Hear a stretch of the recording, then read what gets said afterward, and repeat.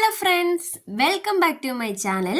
ഇന്ന് നമ്മൾ കേരമീനിൻ്റെ തലയും മുള്ളും എല്ലാം കൂടി ഇട്ടിട്ട് നല്ല അടിപൊളി ഒരു മുളകരച്ച കറി ഒന്ന് ഉണ്ടാക്കി നോക്കിയാലോ.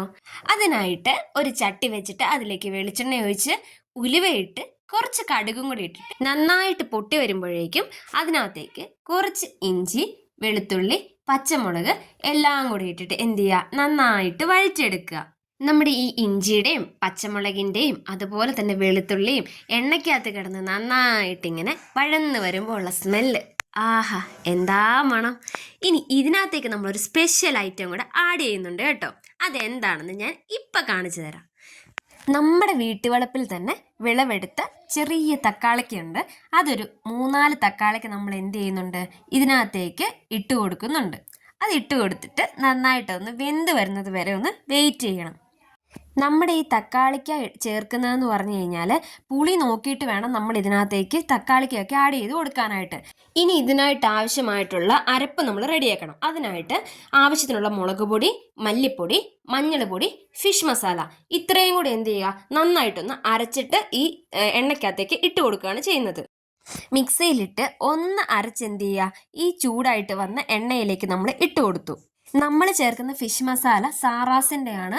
അത് കലർപ്പുകളോ അങ്ങനെയൊന്നും ഇല്ലാത്തതാണ്. അതുകൊണ്ട് തന്നെ കുത്തലുകളൊന്നും ഉണ്ടായിരിക്കത്തില്ല. ആ ഫിഷ് മസാല, മുളക് പൊടി എല്ലാം നമ്മൾ സാറാസിൻ്റെ ആണ് കേട്ടോ. അതൊന്ന് യൂസ് ചെയ്ത് നോക്കണം എല്ലാവരും.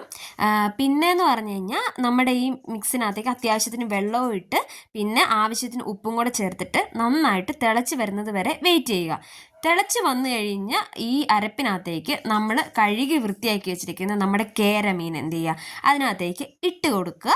ഇട്ട് കൊടുത്തിട്ട് എന്ത് ചെയ്യുക, അതൊന്ന് ചെറുതായിട്ടൊന്ന് ഇളക്കി എല്ലാം കൂടെ യോജിപ്പിച്ച് വെള്ളം കണക്കിന് ഒഴിച്ച് നമ്മൾ എന്ത് ചെയ്യുക, ഇത് വേവാനായിട്ട് വെക്കണം.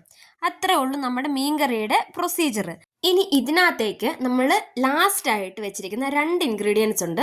എല്ലാവരും മിഡിലൊക്കെ ചേർക്കുന്നതാണ്, നമ്മളത് ലാസ്റ്റാണ് ചേർക്കുന്നത്. വേറൊന്നുമല്ല, ആവശ്യത്തിനുള്ള കുടംപുളിയും അതുപോലെ തന്നെ കരിയാപ്പലയും കൂടെ ചേർത്തിട്ട് നമ്മൾ എന്ത് ചെയ്യുക, ഇത് ഒത്തിരി ഇളക്കാതെ എന്ത് ചെയ്യുക, നമ്മളത് മൂടി വെച്ച് വേവിച്ചെടുത്താൽ നല്ല അടിപൊളി നമ്മുടെ കേരമീൻ റെഡിയാവും കേട്ടോ. നമുക്കൊന്ന് നോക്കിയാലോ.